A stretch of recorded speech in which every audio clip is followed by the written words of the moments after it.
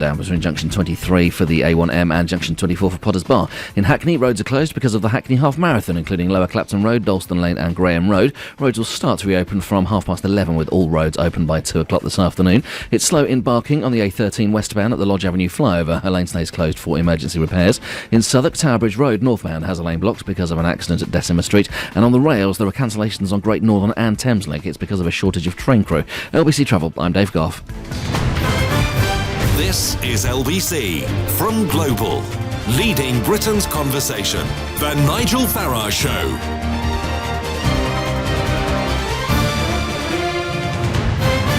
Good morning, everybody. Well, the royal wedding is absolutely dominating everything. One Sunday newspaper has 47 pages of photographs, and if you look across other news media, radio, television this morning, there's almost a competition going on from public figures to sort of outbid each other in saying how wonderful the whole day was. Well, it was rather special. I was down there on Thursday, 48 hours before. I thought the atmosphere was quite extraordinary. I think the whole thing is a magnificent advert for the country. The weather was perfect. And sure, there's lots to talk about, and we will talk about it from somebody who was there yesterday. But other things are going on. And there's a really, I think, very big story out there. And you'd struggle if you went through today's newspapers to really find it. The Sunday Times have done more on it than anybody else. But it's what's going on in Italy. Often we get the impression in this country from those that wish us to remain in the European Union and would like to force a second referendum on us that we're the ones with the problem. But everything in Brussels and across the EU is hunky-dory. Well, it's not, is it? Remember Catalonia. Remember what's going on with Poland, with Hungary. Big arguments with the European Commission. But tomorrow, a new government will be formed in Italy. It is made up of the Lega, who before were the Northern League. They've dropped the northern bit in a bid to get votes across the whole of Italy, and they're joining up with the Five Star movement. The Lega are on the right of politics, Five Star are just a bit to the left. I know both of these parties very well. I sat for 10 years in the European Parliament with the Lega, and I currently sit with the Five Star movement, and the founder of it, Beppe Grillo, and I did a deal back in 2014. We have before seen a government in Greece elected saying that it would break all of the rules, and then in the face of Brussels deciding not to. I wonder how significant is this Italian government tomorrow? And to help us through that, I'm going to go to Peter Foster, Europe editor of the Daily Telegraph. Good morning, Peter. Good morning, Nigel. How big a moment do you believe this is? I think potentially it's an enormous moment. I'm delighted that you're leading the show with it. I think that will look like a wise decision in a few months' time.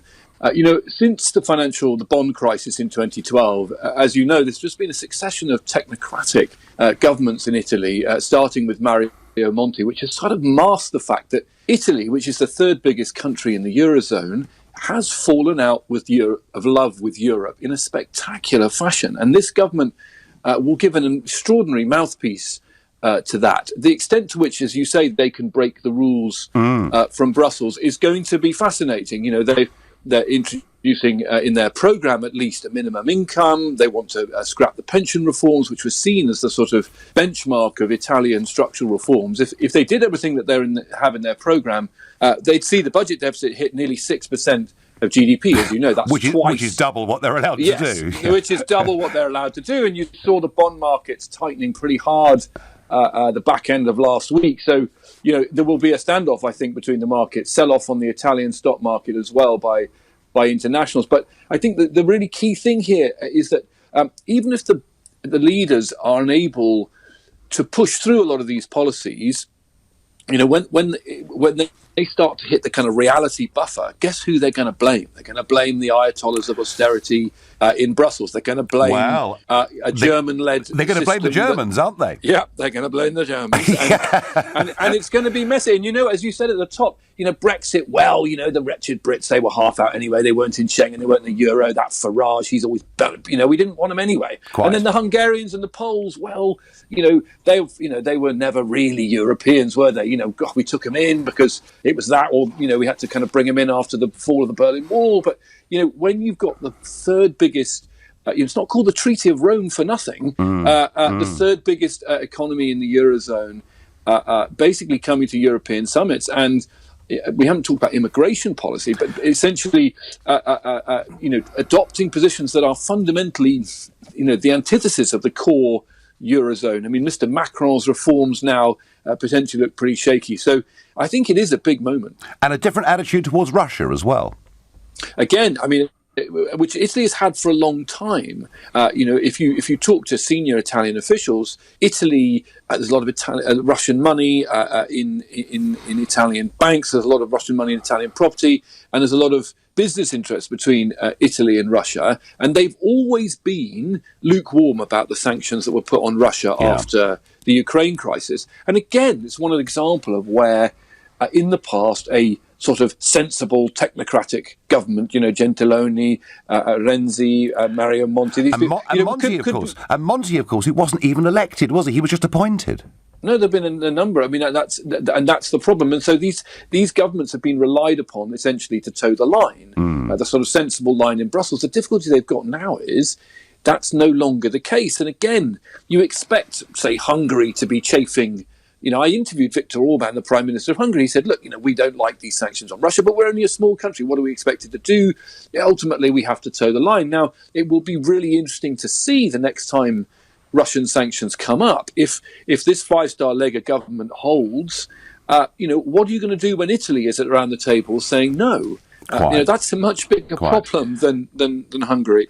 Now, when in Greece we saw a very left-wing government elected under Mr. Tsipras, Syriza was the name of the party, and they promised to break all of the rules. And I remember I saw Tsipras coming out of that meeting with the European Commission, and I looked straight into the eyes of a completely beaten man. I don't know what they threatened him with. I mean, goodness only knows. But suddenly, having been elected on this populist wave of we're not going to obey these German-dominated rules, he basically collapsed and caved.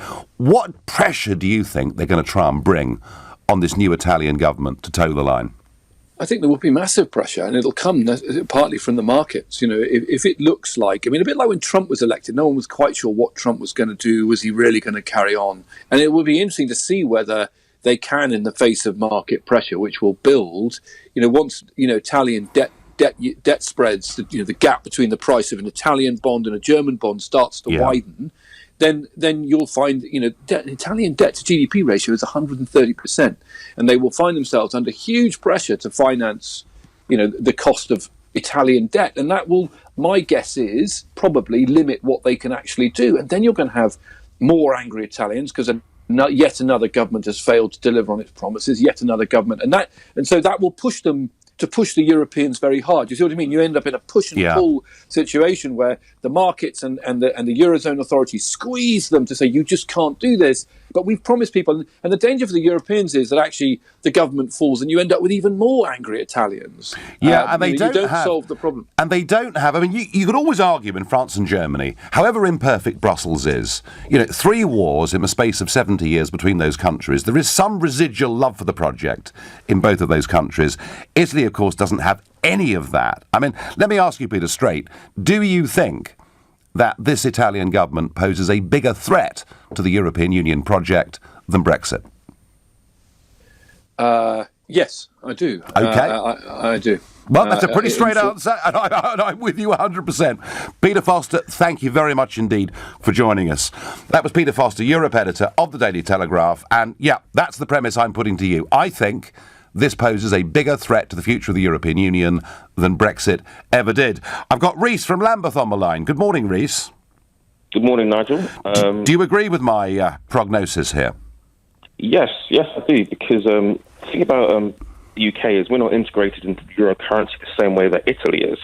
So if a country like the UK was to leave, or Denmark, or Sweden, or Hungary, it'll pose a threat, but not the biggest threat, because what holds the EU together mostly is the Schengen zone and the euro currency. Now, if Italy does leave the euro currency, it seems as though the five-star movement and Lega Nord, or Nord as it's now called, a backtracked.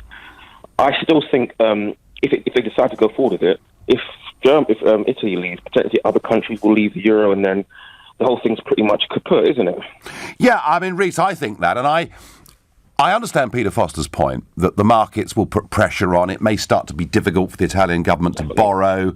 They've got this massive, accumulated debt, which is 132% of annual GDP. So they've got some real the real problem, Reece, is that Italy should never have joined the euro. It's been a catastrophic mistake. Nigel, it's a terrible currency.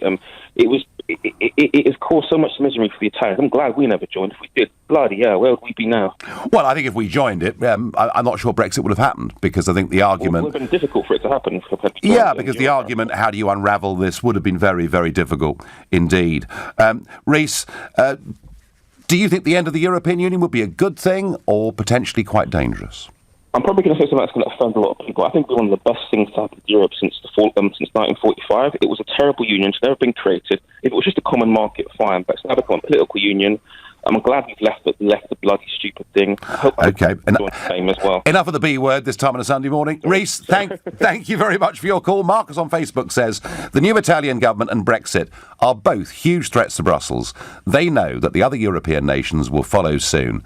It's taking time, but the lions are roaring. Brexit was the start. Hubert says, a danger for a union of 27 countries, its leaders, and 450 million citizens, ? The EU economies are going from strength to strength.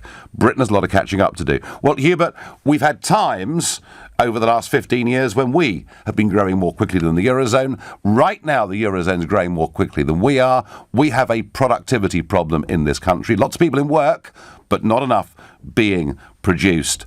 But the idea, as I said at the start, that we're the ones with the problem, that everything's fine and dandy in Brussels and around the member states, just isn't true. They are facing a really, really big problem.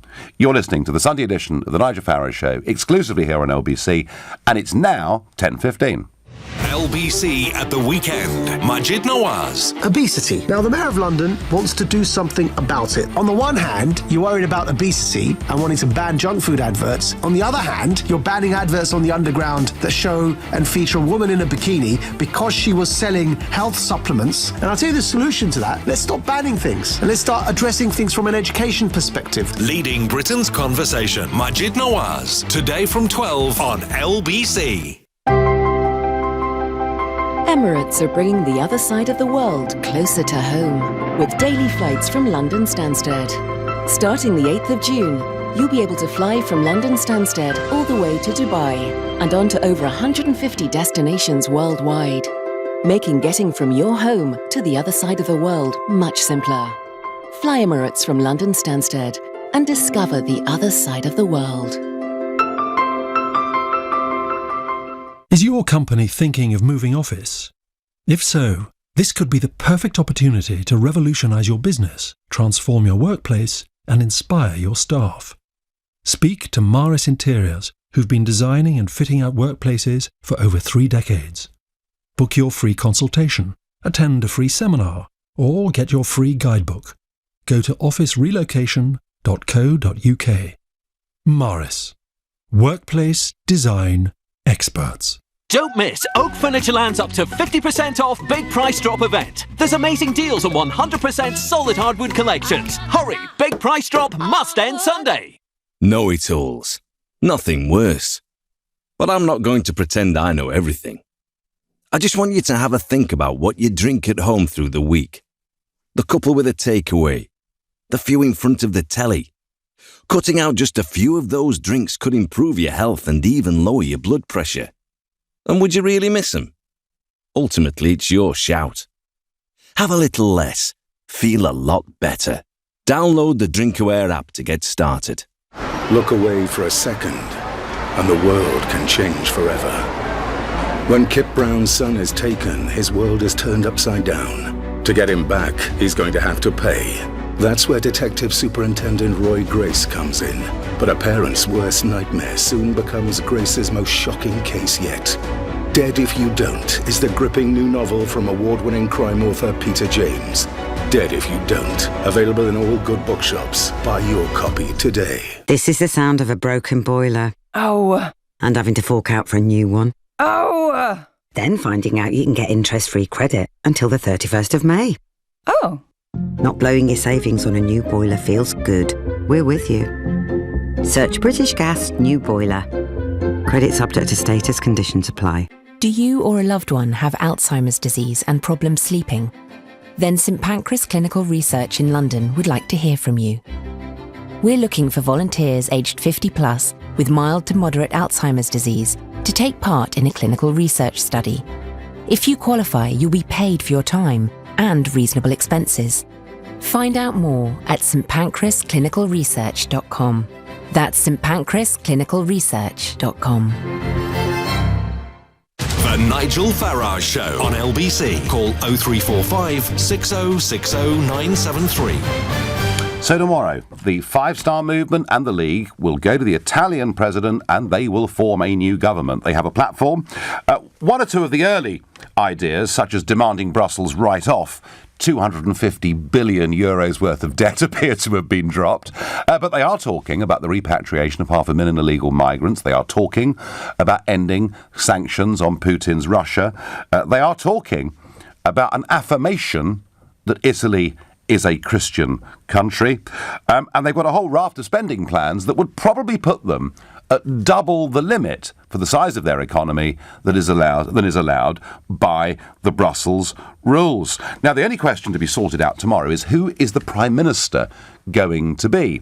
No one quite knows, but I love this quote. There is a certain Silvio Berlusconi who has 9 years of experience in government and is available. Guess who said that? Silvio Berlusconi. So at 81 years old, he has decided that he wants to be the Prime Minister again. I don't think they're going to pick him. But it's interesting because Berlusconi's party, these two parties have 50% of the vote.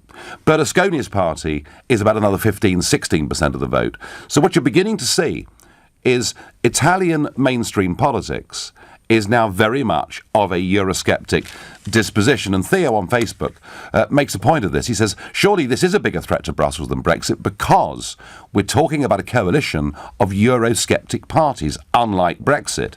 In Britain, the people may have opposed the EU, but not really the mainstream political parties. So, I think this does pose a very fundamental threat. There could be all sorts of market dislocation. I personally, of course, am not a fan of the European project. I think it'd be far better if sovereign states cooperated together rather than being run by the European Commission. That's my view. But Jason in Sutton, who's a regular caller to this show, often takes a different view. Good morning, Jason. Good morning to you, Nigel. Good morning. Happy Sunday to you. Why is it you just pick on any country with a problem, you find the problem and then blame it on the European Union? It just fascinates me. Well, Jason, what I'm saying, of course, is that joining the euro was a catastrophic error for the Italian economy. And they've basically had zero growth, Jason, for 20 years. And yet, if Britain had joined the euro back in 1997, we would be 30% wealthier than we are today as a country in Britain. You're having a laugh. No, you can look at the facts. Jason, if we joined the euro, we'd have been like Greece with our budget deficit. Goodness knows what would have happened to us. It would have been a catastrophe if we joined the euro. Well, so say some, but we'll never know, will we, apart from the historical facts. But if you look at Italy, it's got 250 billion euros of debt with the other European Union countries. Yep. You can't say that that's the fault of the European Union. No. Countries. Where would they have gone if they were not members of the European Union? Where would they have had to go to get that money? They had something called the lira, Jason. And of course, the lira very often went through stages of competitive devaluation. Now, you could argue that a country that uses devaluation isn't actually tackling the social, economic problems that it's got itself. But the point is, as soon as you merge your currency with effectively the Deutschmark, because that's what they did, then unless your economy and your structures become like Germany's, you've got a problem. And you have two choices. With the lira, you could devalue your currency. With the euro, they've had to devalue the country. And I'm saying, Jason, they should never have joined the euro. But that's one out of, 19 Eurozone countries? Oh, there are many others. There are many others, Jason. The same problem. What the problem is caused by is total mismanagement by a series of governments that don't know what they're doing in Italy. including the technocratic one.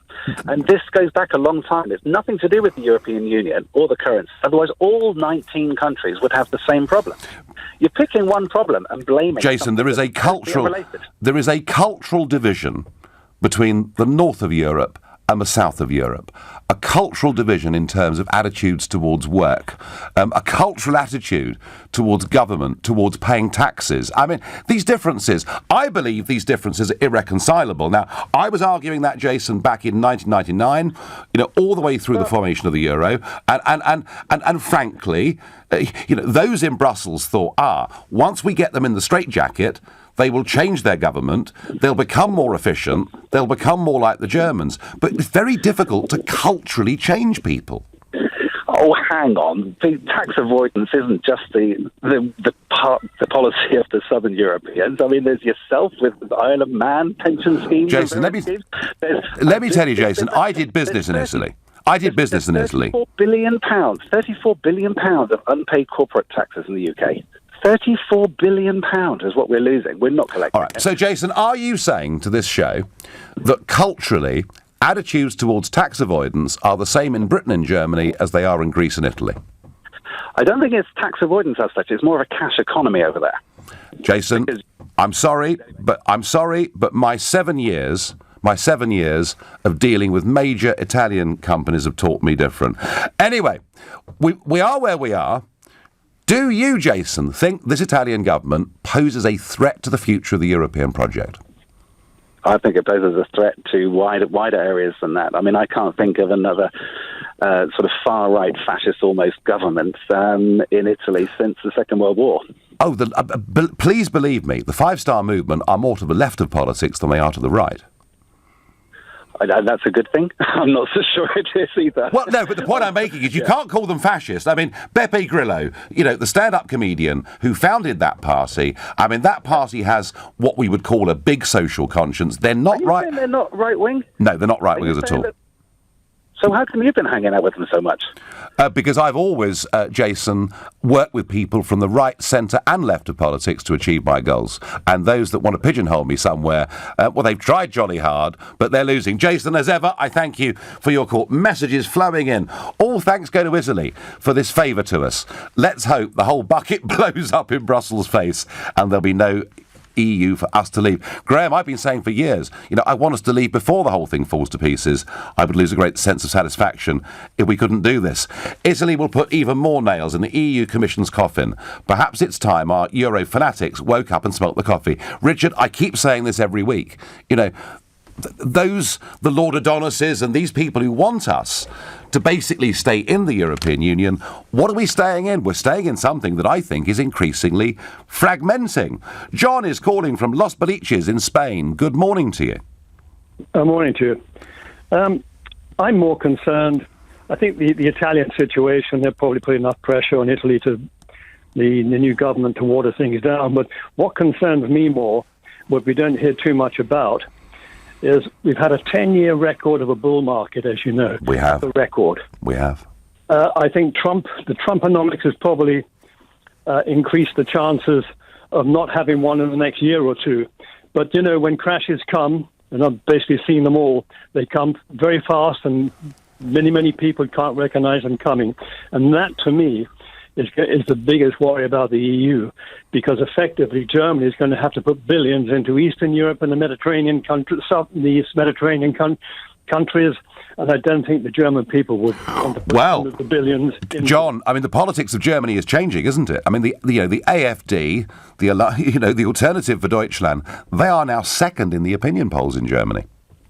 Yep, understandable, and I don't think with that pressure that Merkel is much, much weaker than she has been, and consequently, I think the next crash we get, I think Europe's going to crash too. I don't think the UK would have been too much bothered with the euro, joining the eurozone, because we know how to have our own currency, and I think the biggest downfall of the euro, problem of the euro, is that no harmonization of anything before it was brought into being, and also the fact that the UK, the major countries like Germany's probably working with a currency 30% discount to what it should be.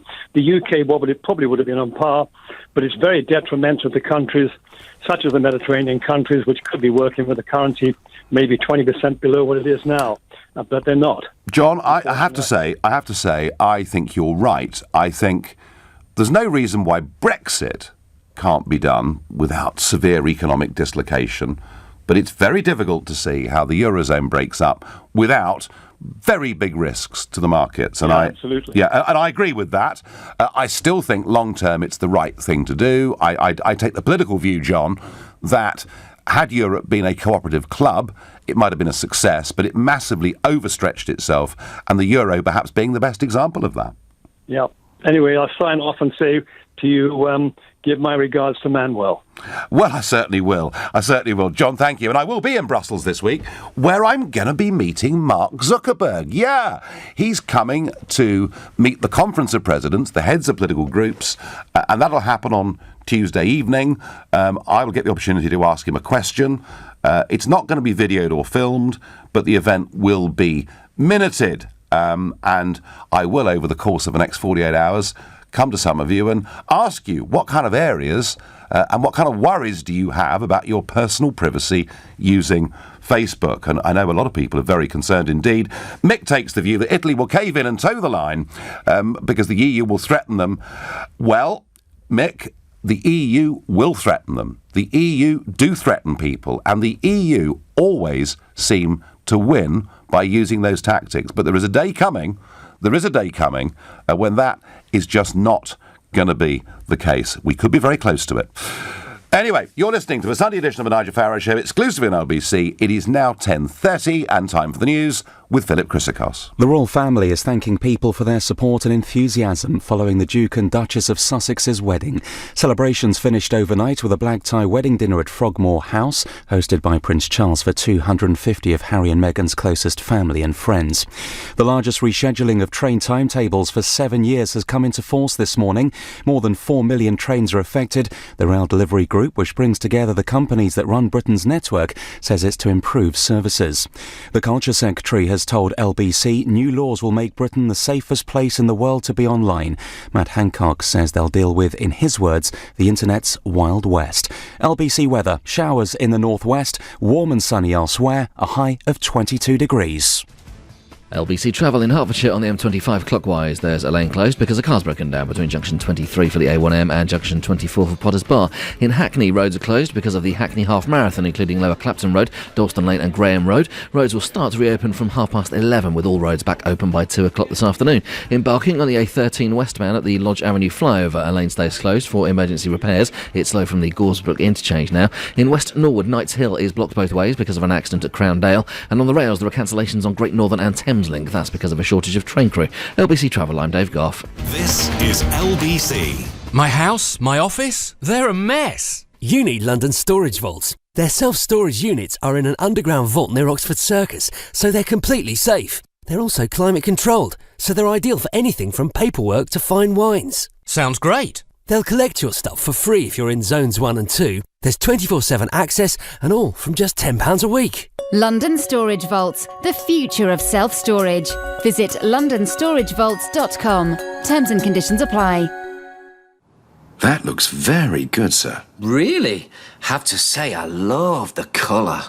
And I can tailor it to suit me exactly. Of course. We have lots of options. How's the fit? Yeah, brilliant. Loads of room. Good to hear. So that you can be sure you like it, why don't you have it over the weekend? Perfect. It'll turn a few heads in town, and I think my friends are going to love it. Excellent. Here are the keys. The stylish, spacious Mini Clubman. Take a 48-hour test drive to try one on for size. Who's in? Test drive subject to status and availability. Terms and conditions apply. Participating Mini retailers only. Emirates are bringing the other side of the world closer to home with daily flights from London Stansted. Starting the 8th of June, you'll be able to fly from London Stansted all the way to Dubai and on to over 150 destinations worldwide, making getting from your home to the other side of the world much simpler. Fly Emirates from London Stansted and discover the other side of the world. This is the sound of someone with a million things to do waiting in. Your time is precious. We're with you. So our engineers call ahead to let you know when they're on their way. When you're with British Gas, we're with you. 95% of engineers call ahead. Hi, I know you own a small business and I'm wondering if you're interested in some very well-paid new work. Funnily enough, did you know that about 59% of new customers don't leave a voicemail? Luckily, I'm not one of them. So call me on 074... Don't cut off new business. Manage and divert your calls with eReceptionist so you'll never miss an opportunity again. Sign up for a free 30-day trial now at ereceptionist.co.uk. T's and C's apply. See website for details. Your future is here. The Global Academy, a forward-thinking state school for 14 to 19-year-olds interested in a media career. Visit globalacademy.com to find out more. When the beast from the east struck, snow fell, temperatures plummeted, and the country ground to a halt. But Swale Heating leapt into action. Over the week, we helped over 10,000 homes stay warm and safe. To find out more about our boiler installations and maintenance schemes, visit swaleheating.com. Rely on us to keep you warm. The Nigel Farage Show on LBC. Call 0345 6060 973. Now, Italy could be about to blow up the whole European Union project, and I think it's a really major news story that is not getting the kind of debate and coverage that it should be, but it will over the course of the coming weeks and months. Mind you, not many stories really are getting much coverage in the newspapers today because there was a certain event that took place in Windsor yesterday and everyone seems to be talking about it. To help me through this, I'm going to get people watcher Andrew Pearce, columnist and consultant editor for the Daily Mail, and of course, LBC presenter on Friday evenings from 7 till 10. And Andrew, you were there in Windsor yesterday. I was, Nigel. It was memorable, actually. You never know what to expect. I covered the wedding of Prince William and Kate Middleton, which was great, but it was Buckingham Palace, it was central London, it was Westminster Abbey. The setting of Windsor Castle was just magical, actually. It is almost like a fairy tale location. If a Hollywood producer, Nigel... Yeah. Pitch a royal wedding, it would be Windsor with those glorious grounds, those glorious turrets and battlements. And the royals do pageantry so well. So after all the disasters of the build-up to the wedding with Meghan's father, Woody or Wonty, and those ghastly sisters and brothers saying terrible things about her, they pulled it as ever. They pulled it off, and it was a brilliant spectacle. And the atmosphere was extraordinary.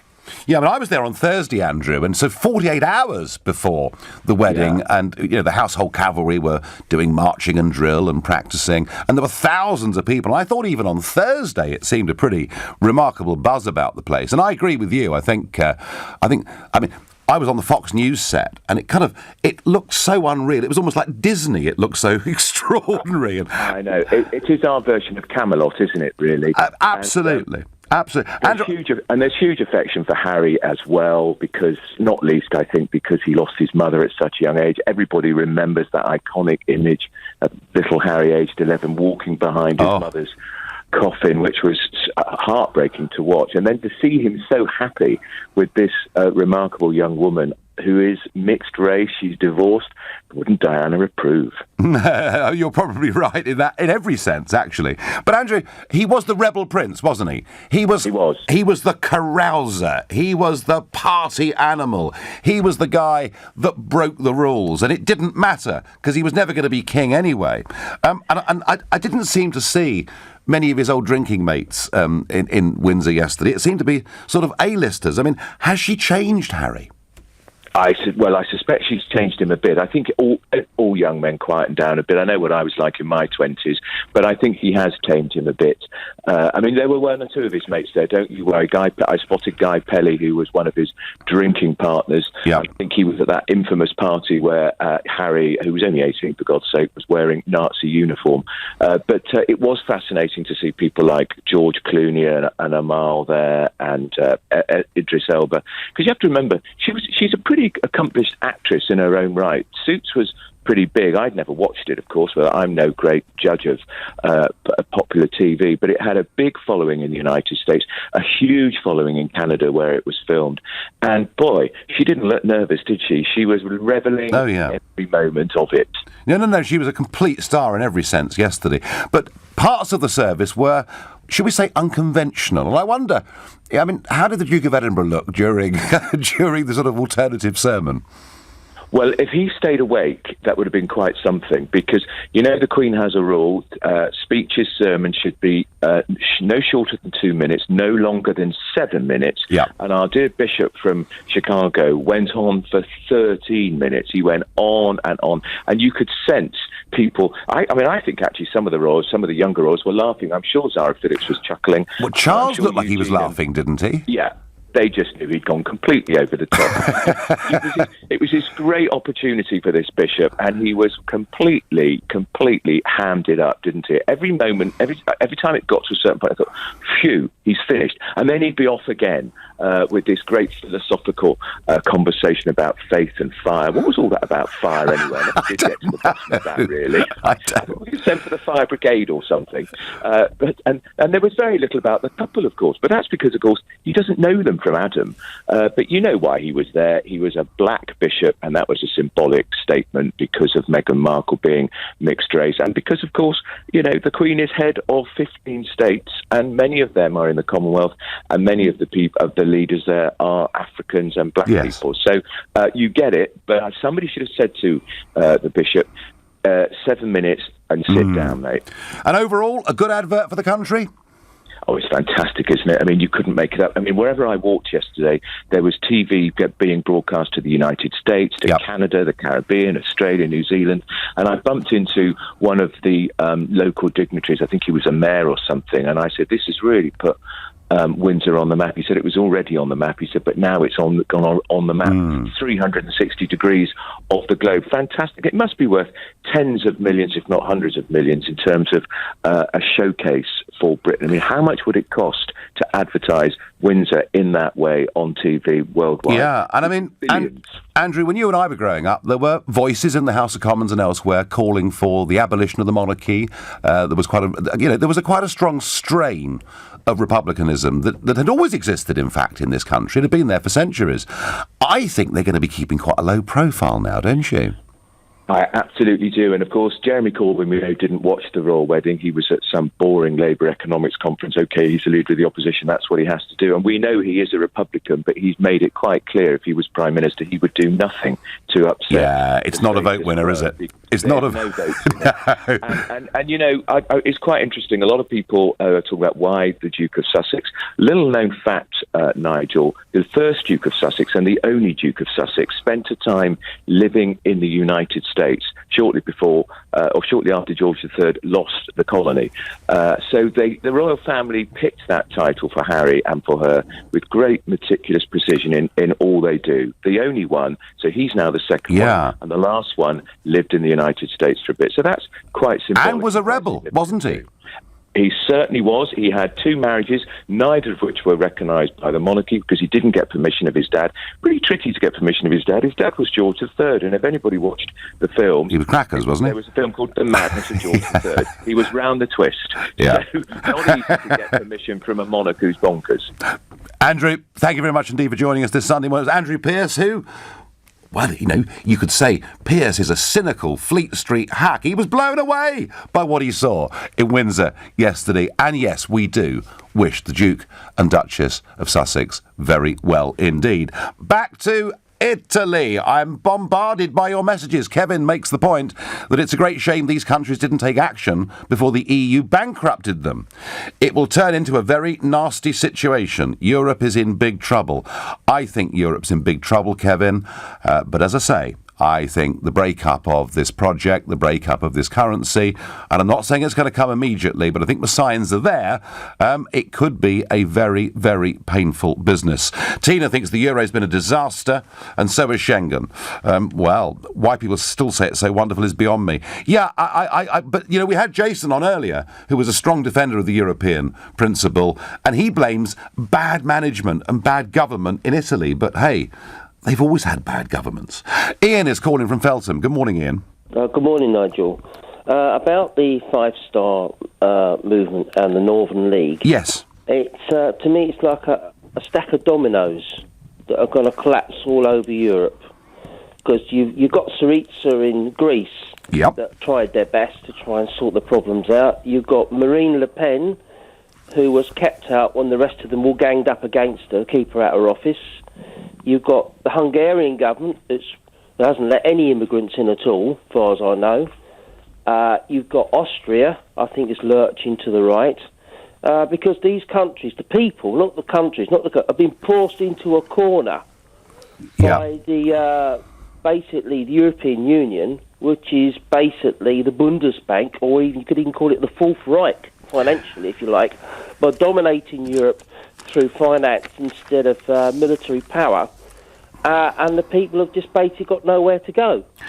The German point is a very, very important point. You know, Matteo Salvini, who leads the Lega, and they stunned everybody by getting 17% of the vote. By the way, I saw an opinion poll on Friday putting his party now at 25% of the vote. So he is the rising star in many ways of Italian politics. But he wants to renegotiate the EU's key treaties because he says at the moment we are completely dictated to by the Germans. So there is a growing anti-German sentiment spreading throughout much of Europe. The question is, Ian, will these people stick to the plans that we've read about this morning, or will they back down? Will Juncker and the others put the thumbscrews on them and make them, as Brussels thinks, see sense? I think they'll back down a bit. But it's a shame about Germany because I've talked to German people. They want the mark back. Yep. They want more independence for nations, and it's people being smeared by the behaviour of their own government and the Central European Commission. Ian, do you know what? I'll bet anybody that it's difficult, it's retrospective, but had the Germans had a referendum on giving up the Deutschmark for the euro, Ian, you and I both know how they would have voted. And that is the problem. This European project's effectively been foisted upon people who didn't really want it. You're listening to The Nigel Farage Show, exclusive on LBC, and it's now 10:45. This is LBC. You probably think you're pretty good at multitasking behind the wheel. I mean, you have to multitask to drive. So what's wrong with checking your phone? The thing is, your brain simply doesn't work. Even a quick look at the message, or firing off a quick reply, affects your concentration and makes you less able to react to hazards. If you use a mobile phone while driving, you're 4 times more likely to crash. Think. Put your phone away. My house, my office, they're a mess. You need London Storage Vaults. Their self-storage units are in an underground vault near Oxford Circus, so they're completely safe. They're also climate controlled, so they're ideal for anything from paperwork to fine wines. Sounds great. They'll collect your stuff for free if you're in zones 1 and 2. There's 24/7 access and all from just £10 a week. London Storage Vaults, the future of self-storage. Visit londonstoragevaults.com. Terms and conditions apply.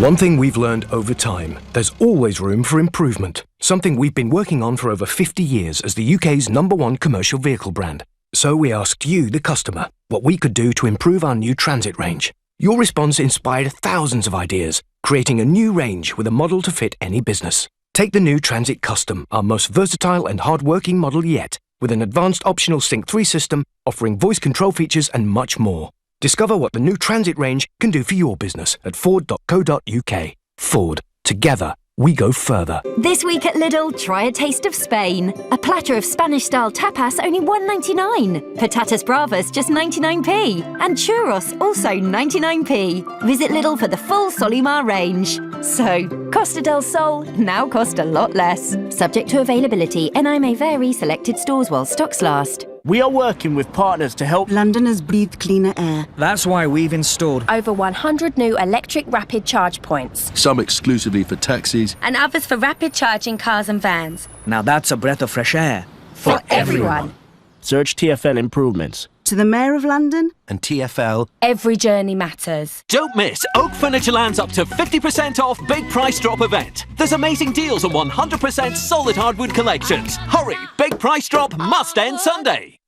This is LBC, the Nigel Farage Show. Call 0345 6060 973. Text 84850. Tweet @LBC using the hashtag Farage on LBC. Is Italy going to blow up the European project, or will they back down in the face of Brussels telling them, do this, and your people will suffer financially very heavily indeed? Before I get back to that, John Bercow has been a regular feature on my show ever since I joined the staff at LBC. I am not a fan of John Bercow. I do understand that in some ways he's given backbenchers a little bit more power, a little bit more ability to speak in the Commons since he had the job. But I, for many reasons, don't like John Bercow. Least of all because the Speaker, for 800 years, has been neutral. Even during the English Civil War, the Speaker managed to stay neutral, and we have a Speaker who is politically partial. Remember his comments about Donald Trump, for example. Well, he's in a lot of trouble now, I think. We've had a succession of stories about him, bullying is the accusation that gets made, but being pretty short with people, shouting at people. And this kind of got a bit worse, I think, at the end of last week, where he described a senior minister as a stupid woman, and he was referring to Andrea Leadsom. He also said she was effing useless. Downing Street has called this language and this behaviour unacceptable. So, for Number 10 to say the Prime Minister thinks this is unacceptable means this whole thing has actually moved up a gear. And I have to say that even though there is no official investigation now going to happen into bullying, I think he is beginning to lose the support of the Chamber. He's pretty much lost the support of the Commentariat, many of whom thought he was a bit pompous but thought he was doing quite a good job. And I have said that already. Quite a lot of backbenchers thought in terms of the job, he was doing it okay. It's just his personality and the fact that he isn't politically neutral. And I genuinely think that it would be better for Mr. Bercow to stand down, to resign, rather than get forced at some point out of that office in a very undignified way. That's my view. Back to Italy. Is this new Italian government a bigger threat to the European project than Brexit? Sarah is calling from Leeds. Good morning, Sarah. Good morning, Nigel. Well, my answer is I bloody hope so, because... Now, why is everyone using the B word on this Sunday morning? But continue without using it, Sarah, please. Well, I'm just delighted by the election results, and I just feel that now we're just turning the page. And I've just grew up, I've lived through growing up in Italy when we had the lira. Life was so much better before we changed to the euro. We joined the European Union, and I think it hasn't done the country any good. As you know, we all escaped Italy. People, when I go back, and people are pretty desperate about the situation, employment, everythh else, and now the migration crisis is just... and industry, Sarah.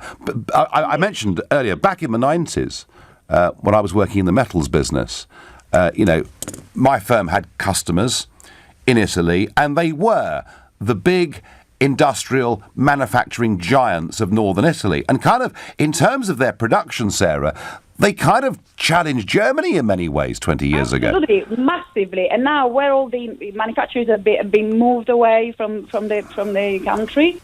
And I just think, and I just don't mind what the EU is trying to do, like homogenize the whole continent. It doesn't work, does it?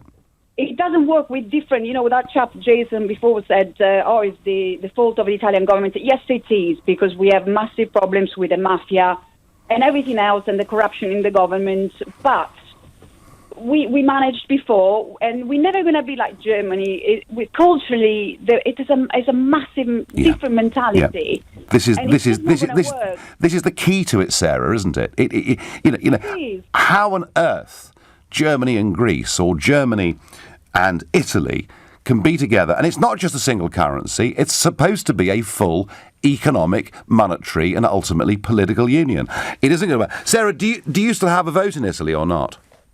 Yes, I did, but I left quite young, so I have to say, I've never been really involved in politics. It's just in the last few years, I just took a real interest in, and now here in Brexit as well. And which, Sarah, I mean, as I say, I know Beppe Grillo quite well, the founder of the Five-Star Movement, and behind him there was a guy called Gianroberto Casaleggio, who frankly was the techie. Yeah, the techie I mean, genius, techie genius, I think is the word I would use, Sarah. I mean, you know, he completely understood the full potential of social media. He got Beppe, up to 4 to 5 million Twitter followers, huge numbers of Facebook followers. They set up a political party as an online platform. It's actually something I wanted to do with UKIP, but they weren't interested, sadly. But Casaleggio's now died. But for them to have gone from nowhere to getting 32% of the vote. We've had, in my town where I come from, we've had, council, it was just hugely corrupt. People are getting arrested left, right and centre when I was growing up. And we've had a 5-star mayor for the last 4 years. And there's been so much positive change. You know, actually, the money was being spent on the roads, on the town, on the park, just improving the town. It's just, and I do believe that Di Maio is a good guy. I hope they're not going to be persuaded or intimidated, because I do believe he's going to do what he says. Sarah, they are going to come under the most extraordinary pressure. Already there are European commissioners telling them, don't do this, don't do that. It's going to be a battle royal. Sarah from Leeds, thank you, and she's thrilled at this new government. Christopher on Facebook says, this is a massive blow to the EU, physically and symbolically. All those Eurosceptic countries may do one of two things. They'll all walk away, or they'll all join together and become a nightmare for the EU. So, Christopher, about 10 years ago, a French newspaper said, Nigel Farage is Brussels' worst nightmare because he wants Britain to leave the European Union. In some ways, Viktor Orban, the Hungarian Prime Minister, he's now the EU's worst nightmare, because he doesn't want to leave. He intends to stay in the club and break all of the so-called rules. June is calling from Dartford. Good morning, June. Good morning, Nigel. Hi there. So, how do you view this new Italian government? Very exciting. I was just saying to your researcher, we've got the EU elections coming up next year. Get it flooded with new MEPs from Italy, Hungary, Poland, everywhere. Eurosceptic MEPs to carry on your fantastic work.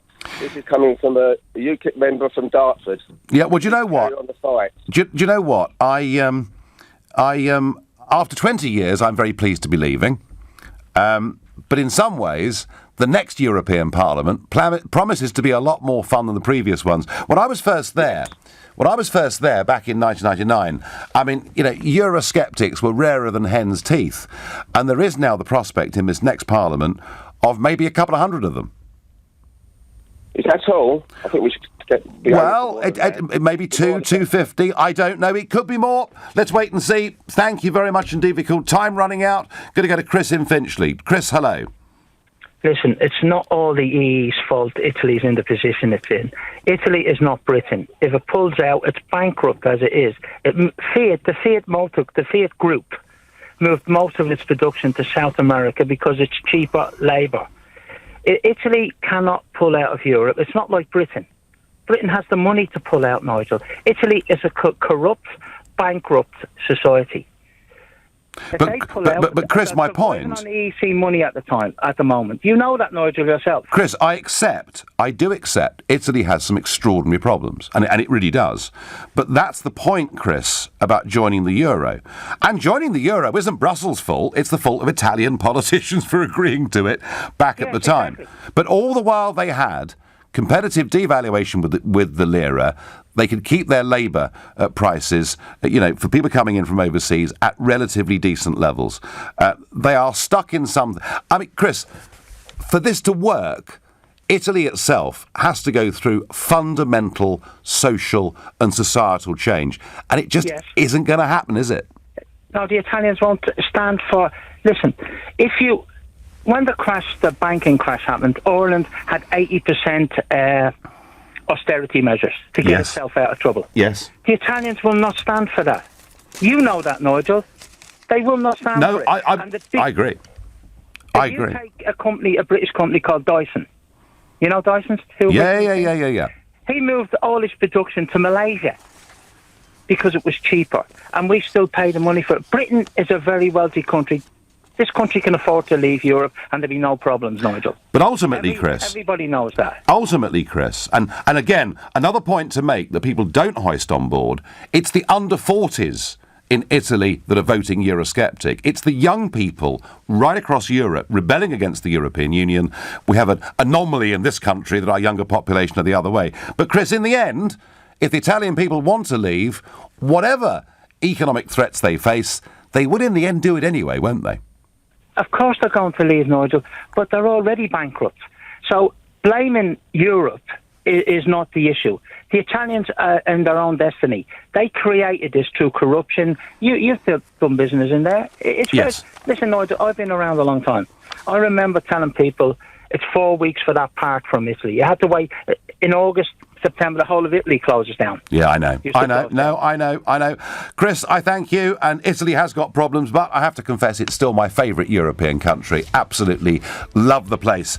Well, interesting. Health tourism. It's a subject that I raised back in the 2015 general election to be screamed at, it seemed, from all sides. But now NH bosses have announced they're launching a crackdown on health tourism. People coming into this country from outside the European Union, having babies, getting medical treatment. They're now being presented with bills. Is it time we got tough with health tourists? And if you think it is, call me on 0345 6060 973. Maybe you think we must be careful. We're a civilised nation after all, in which case text to 84850 and tweet. Let me know what you think. Does something need to be done? Use the hashtag Farage and LBC at LBC.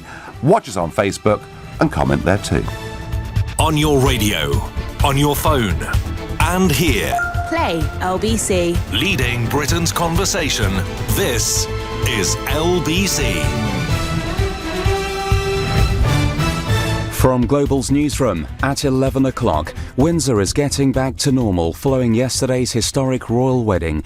The Duke and Duchess of Sussex will head home to Kensington Palace later this morning, ahead of continuing with their public duties on Tuesday. Yesterday's ceremony featured a black American bishop and a gospel choir at St George's Chapel.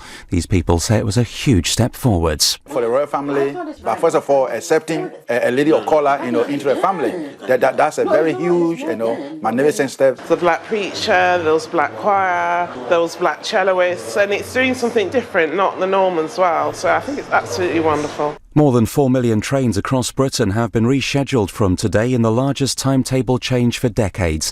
The number of alterations is 7 times larger than normal to introduce new trains and services following billions of pounds of investment.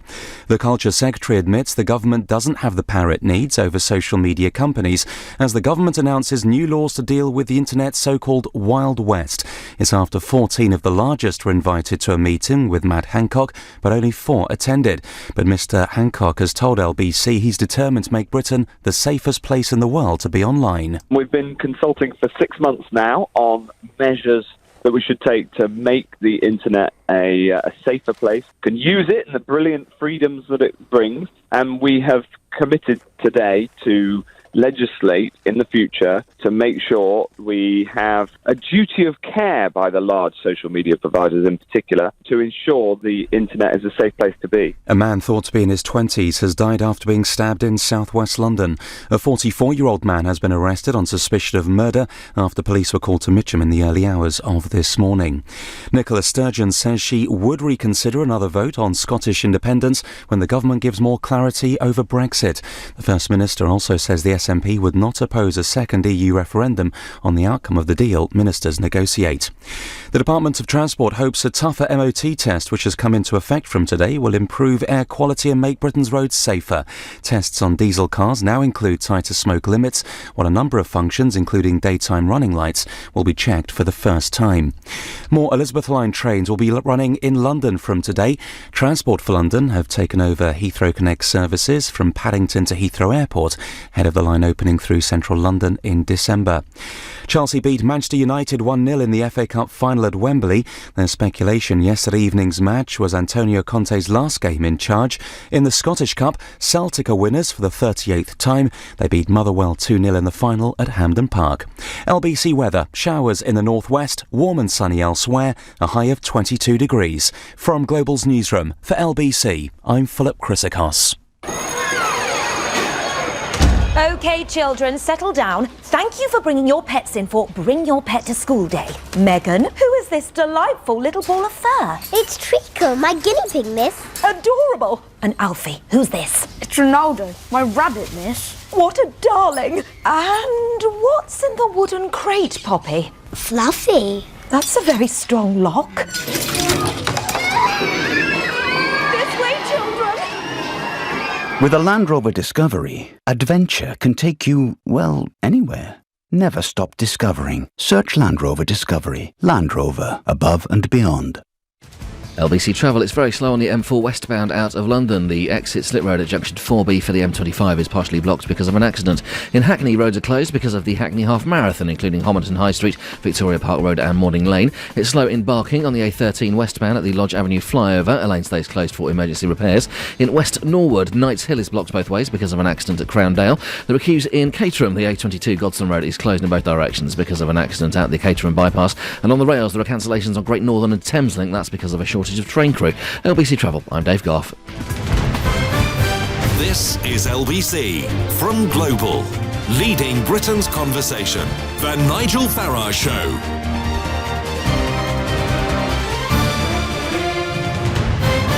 Health tourism, it's an issue that makes me very angry. Do you know why? Because it's called the National Health Service, not the International Health Service, and we, frankly, have been taken for mugs for year after year after year. What does health tourism cost us?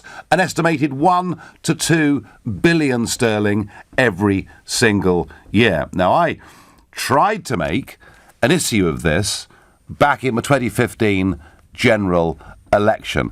Have a listen to this. I'll then tell you what the reaction to it was. I mentioned health tourism. OK, here's a fact. And I'm sure the other people will be mortified that I dare to talk about it. There are 7,000 diagnoses in this country every year for people who are HIV positive, which is not a good place for any of them to be, I know.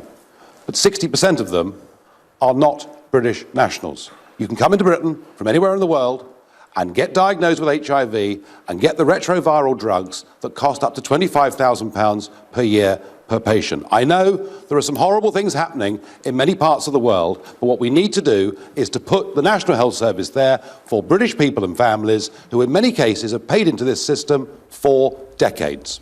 Now, I said that in the leaders' debate back in 2015. I was on the panel with David Cameron, Nick Clegg, David Miliband and others. And I mean, you would have thought, to look at Miliband's face particularly, you would have thought that I was sort of King Herod, that I'd advocated killing the firstborn. And of course, the headlines were that what I'd done was a total disgrace, a complete embarrassment. It was awful. What was interesting about it was as the weeks and months went by, I started to get letters sent to me by people who were HIV sufferers saying, actually, our ability to access the care we need has been diminished hugely since we sent out this message that people can come here from all over the world, get this test and get the anti-retroviral drugs. So I've tried for years to make this a big issue that we could talk about.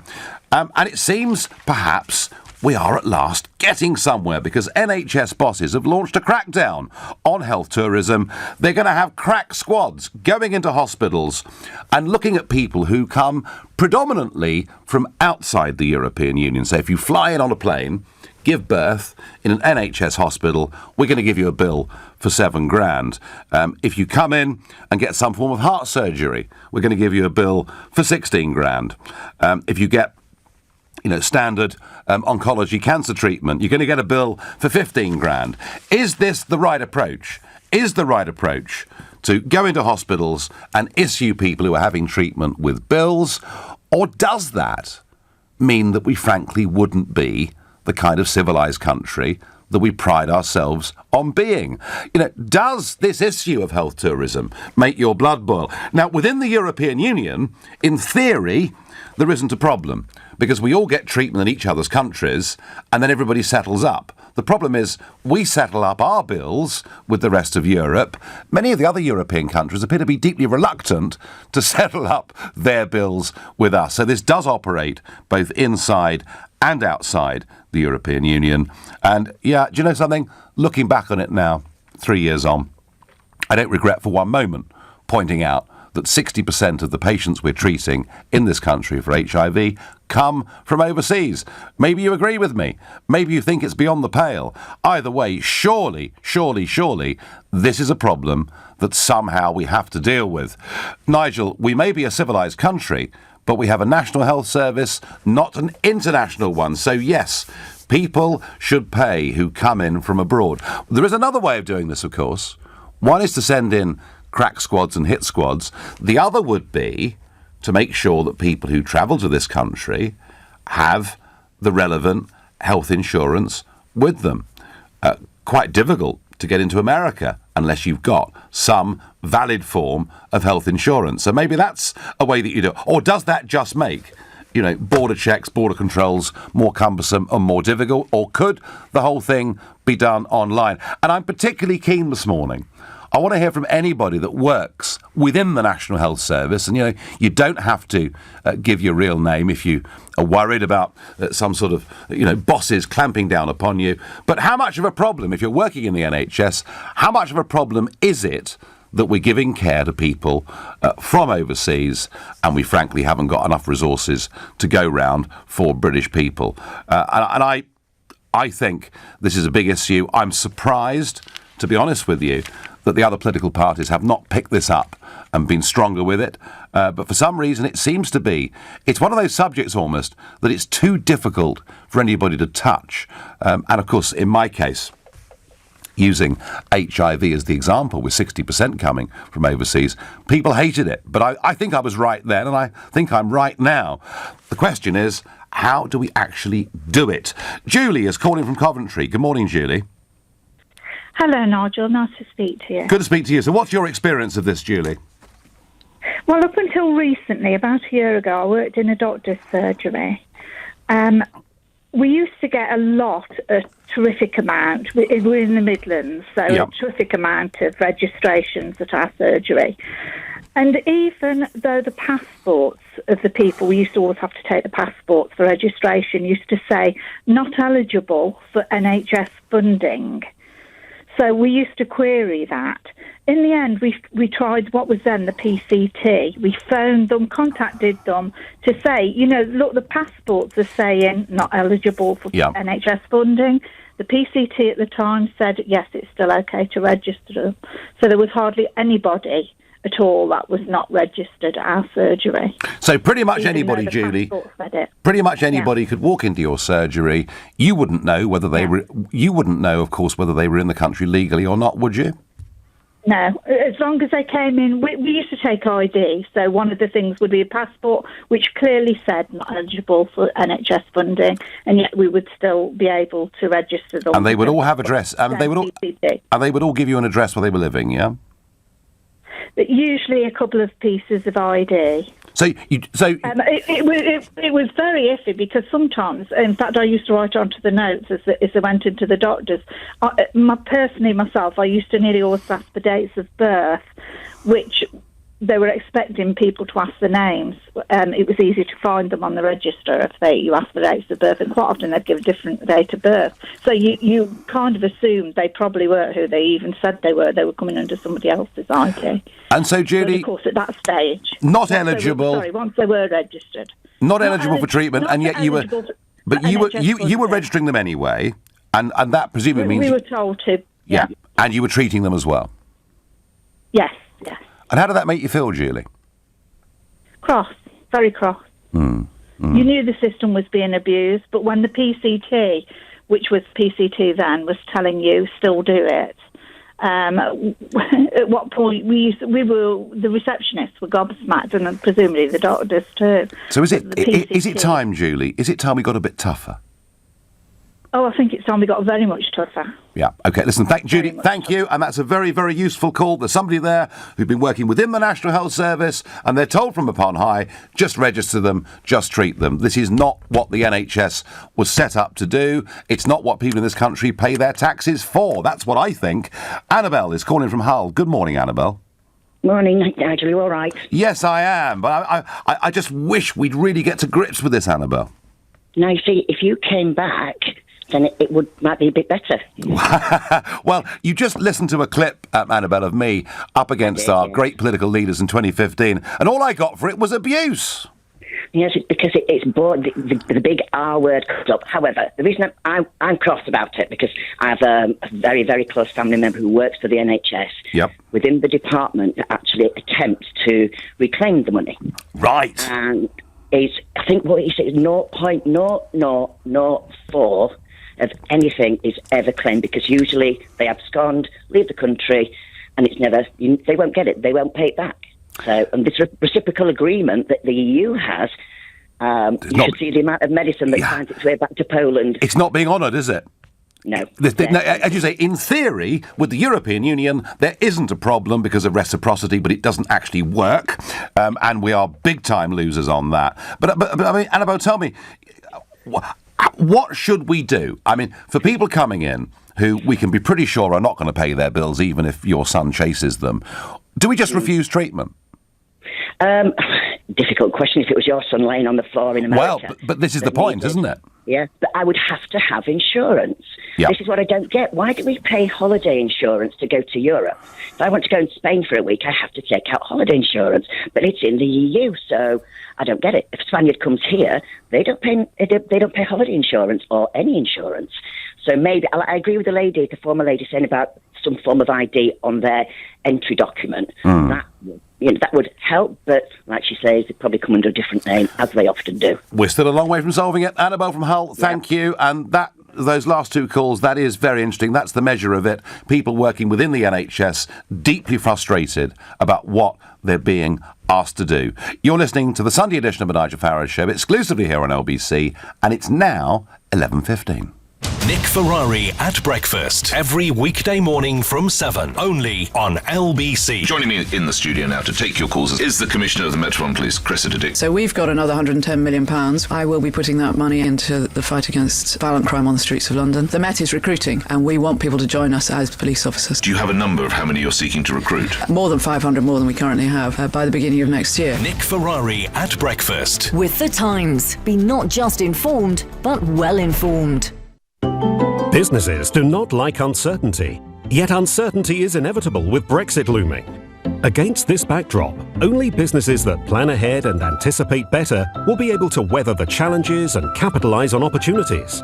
At Barnes Rofe, we'll help you get ready with detailed budgets and forecasts so that you're better equipped to deal with the uncertainties ahead. Get ready for a Brexit future. Call Barnes Rofe today. Barnes Rofe. Clever accountants for business. My house, my office, they're a mess. You need London Storage Vaults. Their self-storage units are in an underground vault near Oxford Circus, so they're completely safe. They're also climate controlled, so they're ideal for anything from paperwork to fine wines. Sounds great. They'll collect your stuff for free if you're in zones 1 and 2. There's 24/7 access and all from just £10 a week. London Storage Vaults, the future of self-storage. Visit londonstoragevaults.com. Terms and conditions apply. We're connected. We are the destination of award-winning apprenticeships. #We are Woking for success. We are graduate opportunities with 1,000 new jobs as our town transforms together. We are the hub for innovation and we are open for business. So join the conversation at wearewoking.com. Do you or a loved one have Alzheimer's disease and problems sleeping? Then St Pancras Clinical Research in London would like to hear from you. We're looking for volunteers aged 50 plus with mild to moderate Alzheimer's disease to take part in a clinical research study. If you qualify, you'll be paid for your time and reasonable expenses. Find out more at stpancrasclinicalresearch.com. That's stpancrasclinicalresearch.com. Don't miss Oak Furniture Land's up to 50% off Big Price Drop event. There's amazing deals on 100% solid hardwood collections. Hurry, Big Price Drop must end Sunday. Often, the post is just takeaway leaflets and bills and people trying to sell you stuff you don't need. But now and again, the post contains something life-changing, like the envelope you've been sent for Christian Aid Week. Because by using it to donate just a £5, you could help change the lives of people around the world. People like Marceline, whose home was destroyed by a hurricane. So please keep an eye on your doormat this Christian Aid Week, because together we're stronger than the storms. You probably think you're pretty good at multitasking behind the wheel. I mean, you have to multitask to drive. So what's wrong with checking your phone? The thing is, your brain simply doesn't work that way. Even a quick look at the message, or firing off a quick reply, affects your concentration and makes you less able to react to hazards. If you use a mobile phone while driving, you're 4 times more likely to crash. Think. Put your phone away. Imagine what it's like to be a road worker on a motorway. Please drive carefully through roadworks. Leading Britain's conversation. LBC, The Nigel Farage Show. Health tourism is a tough issue. Most people, when pressed, would agree that actually we shouldn't be losing 1 to 2 billion sterling every year on health tourism. Where it gets tricky is when you ask the question, what to do about it? What if somebody is sitting in a doctor's surgery and they may well have fake ID, but if they need very important, urgent medical treatment, do we, as other parts of the world would do to us, say, can we have your credit card, please? But if they can't produce it, do we just sort of chuck them out onto the street, or do we treat them? We are a civilised country, we are a caring country, but I think we feel that we're being taken for mugs. I haven't yet found absolutely the answer. I think insurance, travel insurance, must be a big part of it. Sarah on Facebook says, yes, it's absolutely the right approach. If there was plenty of money to go around, I'd say let's treat everyone. However, we know what the state of affairs is. Tina says, you get the money. Charge before treatment. It's the only way. Nowhere else would you get free healthcare. Well, in general terms, Tina, that is true. I would guess there is a difference, is there not, between absolutely urgent treatment, a car crash or whatever it may be, and somebody who perhaps needs elective surgery. Keith is calling from Stoke Newington. Good morning, Keith. Morning, Nigel. Yes, I think in the case of HIV, it's a very special case, a different case, and I think the nation should contribute to a pool of money so it is treated, whichever country it affects, because if it doesn't, it's going to be so damaging and devastating to everybody.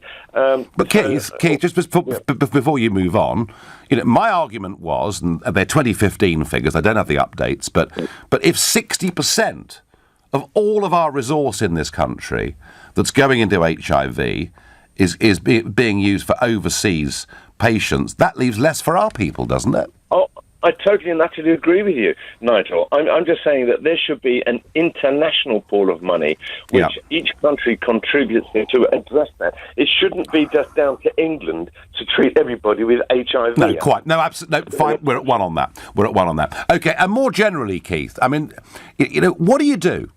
You've got somebody, they may be in the country legally, they may be in the country illegally, but somebody who needs medical treatment. Would you, Keith from Stoke Newington, demand that they give their credit card first? Well, unfortunately, it all comes to economics, because we don't sort out the economics. We're all going to go broke, which is the trouble with the EU. I agree with you that they do have to have some form of payment. And I think one of your last callers was a very good idea about they have to have an insurance policy to cover them. I think that's brilliant. Yeah, absolutely brilliant. No, I think that is ultimately the right solution, Keith. I thank you for your call. Dave says, if anybody's flown here without having insurance, the airline should be billed. That would solve the problem. It would certainly help, wouldn't it? And already, of course, ferry companies and Eurostar are desperate not to be used as conduits for illegal immigration because they get fined a couple of £1,000 a person, which, of course, is why we've got people sneaking onto lorries at Dunkirk and Calais and elsewhere. Nigel, you need to tell your listeners, people from outside the EU pay an NHS surcharge on their visas. You should ask the government what they do with that money. Michael, interesting point, but it's a tiny surcharge. But because the problem is, you could argue, Michael, that money doesn't go from one tax source directly towards an outcome. It all just goes into the middle. And, of course, there are plenty of people coming to this country who don't need visas anyway. Nigel, immigrants with HIV has deluged Europe, up to 70%, putting strain, depleting funds. But it's not a subject that you can touch. Yeah, well, I did touch it, and goodness me, as I said, you'd have thought I was King Herod. Use existing identity cards, national insurance cards, just add a photo to the card.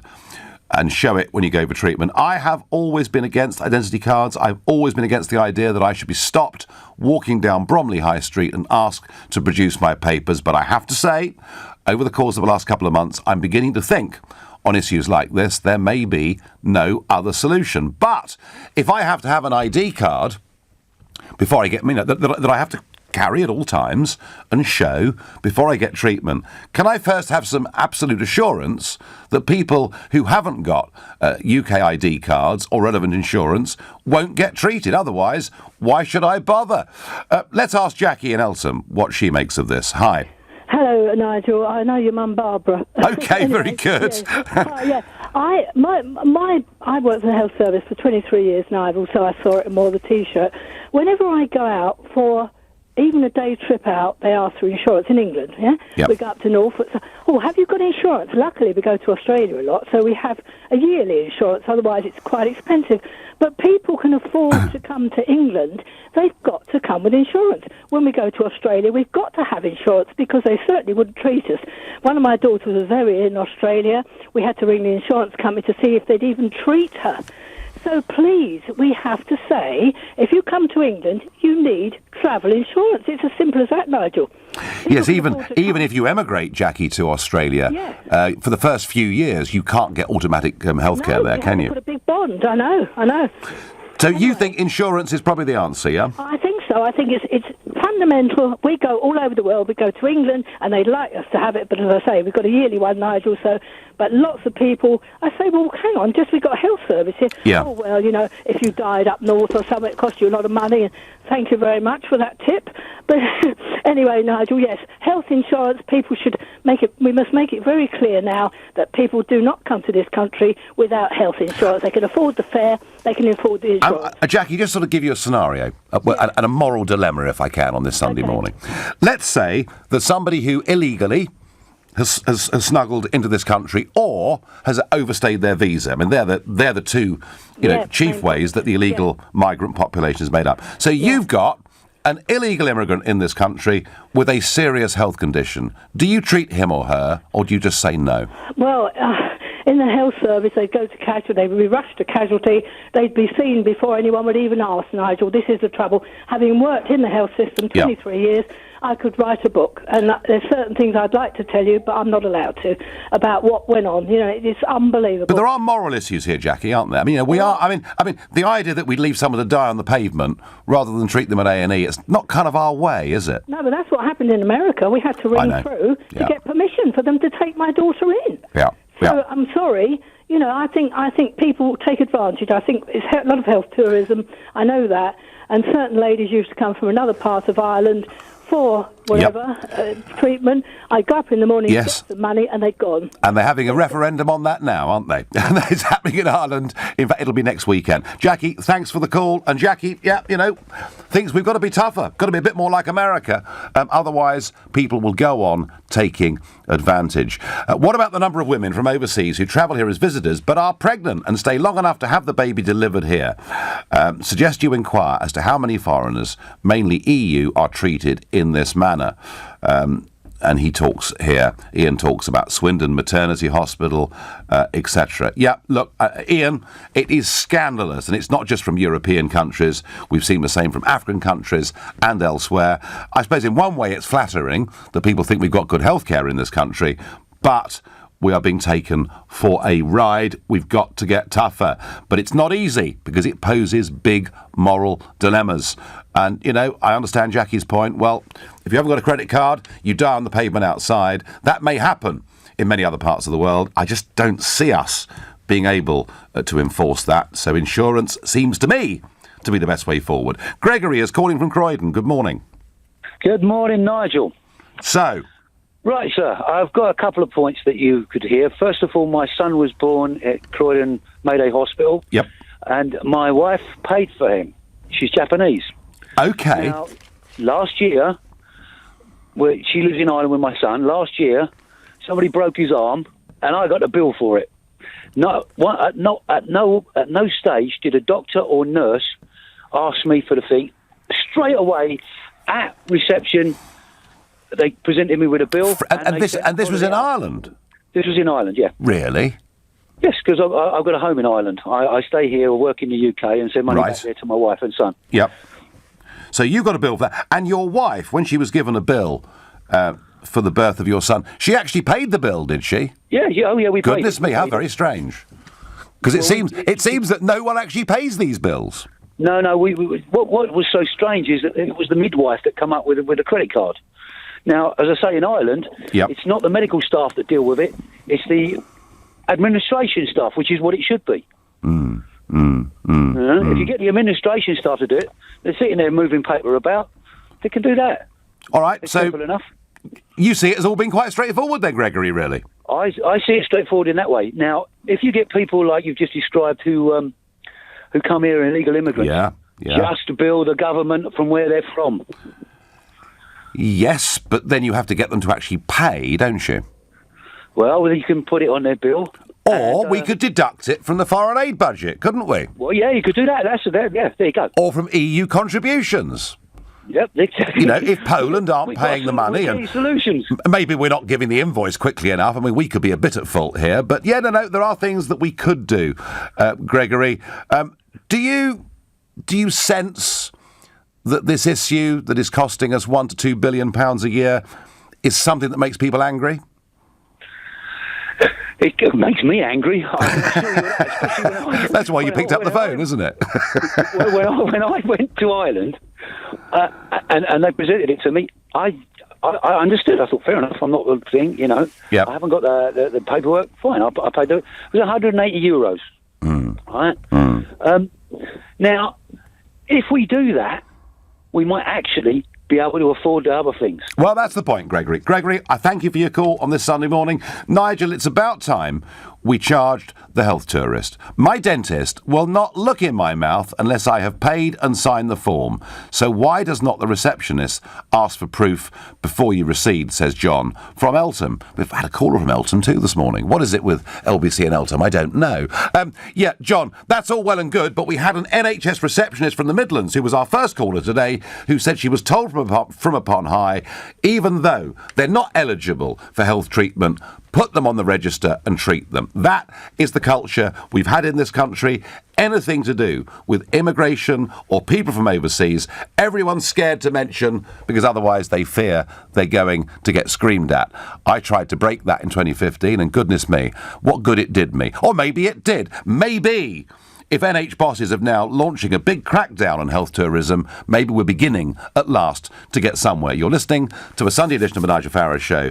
It's now 11:30 and time for the news with Philip Chrysakos. The Duke and Duchess of Sussex will head back to Kensington Palace in London this morning after partying into the night at their special wedding reception in Windsor in Berkshire.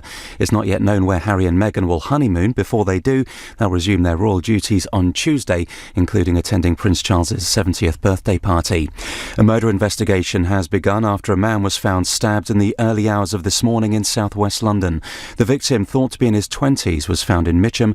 A 44-year-old man has been arrested. Scotland's First Minister says she'll consider again the question of another independence referendum. Nicola Sturgeon says she'll make a decision once there's clarity over the future relationship between the UK and the EU over Brexit. LBC weather, warm and sunny, showers in the northwest, a high of 22 degrees. LBC travel is very slow on the M4 westbound out of London. The exit slip road at junction 4B for the M25 is partially blocked because of an accident. In Hackney, roads are closed because of the Hackney Half Marathon, including Homerton High Street and Victoria Park Road.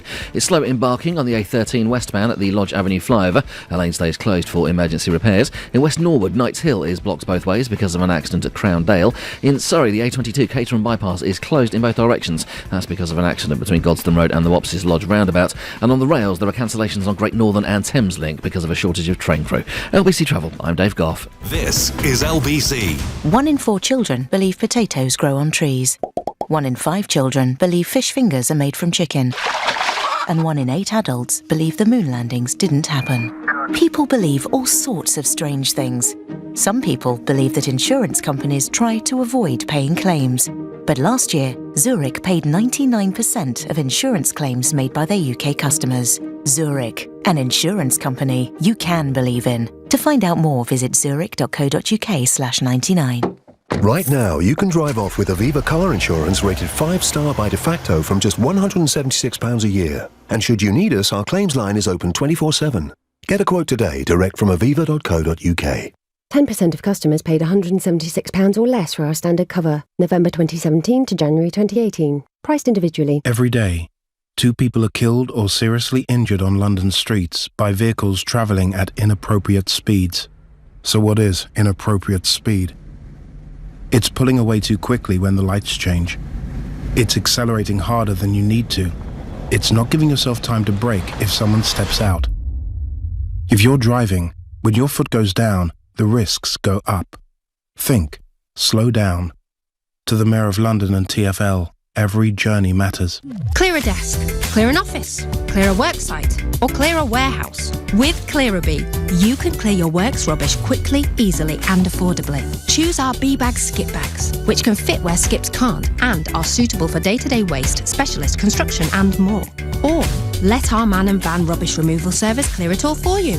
The choice is yours. Book now at clearabee.co.uk. Clear rubbish easily. Clearabee. Dacia, a car company unlike others. I like that. Europe's fastest selling automotive brand. I like it. The Dacia Sandero, a What Car award winner 6 straight years. Like that too. And it's yours from just $6,995. Very likeable. Read the glowing reviews at dacia.co.uk from our lovely customers. What's not to like? Seems more and more people are warming to the Dacia way. You'll like it too. At participating dealers only. For a short-term loan, choose Fornovo.com. You'll be glad we're quick. A decision could take less than a minute. You'll be pleased with the rate. We've got one of the best APRs around at representative 448% APR. And you'll be happy with the process. Just text HAPPY to 66777. Fornovo.com. Your loan, your call. Fornovo.com. Text HAPPY to 66777. Late repayment can cause you serious money problems. For help, go to moneyadviceservice.org.uk. The Nigel Farage Show on LBC. Call 0345 6060 973. Well, we all want to get tough on health tourism. It just gets more tricky when you start to find out exactly how do we do it. Insurance, yes, but what happens if people present themselves for treatment and they're in a serious condition? Are we the kind of country that turns them away? Seems that happens around much of the rest of the world. Jan says, I've lived and worked overseas, and for a serious operation for my brother-in-law, his wife had to find $20,000 before a doctor would even look at him. Peter says, a friend of mine's son fell from a balcony in Bulgaria.